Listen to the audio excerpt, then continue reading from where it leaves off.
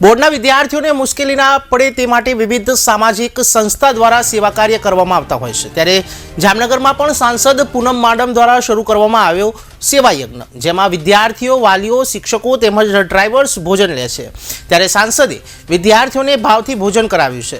જામનગરના જોડિયાના પરીક્ષાર્થીઓ પરીક્ષા આપી ઘરે પહોંચે ત્યાં સુધી મોડી સાંજ પડી જાય છે, તેથી સાંસદ પૂનમ માડમે શરૂ કરેલા આ સેવા યજ્ઞમાં રોજના 400થી વધુ લોકો ભોજન લે છે।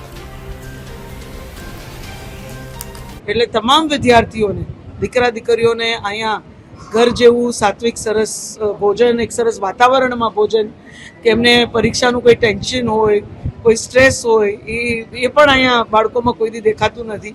એ બાળકો ખૂબ હસતા હસતા, જાણે કોઈ પરીક્ષા જ નથી એ રીતે એકબીજા સાથે વાત કરતા અહીંયા ભોજન કરતા હોય છે।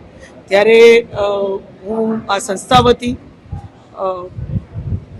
અને હું તમામ બાળકો વતીએ અહીંયા આ કાર્યમાં સહયોગ આપતા તમામ નાગરિકો, સ્વયંસેવકો બધાને હૃદયપૂર્વક વંદન કરીને એમનો ખૂબ ખૂબ આભાર વ્યક્ત કરું છું।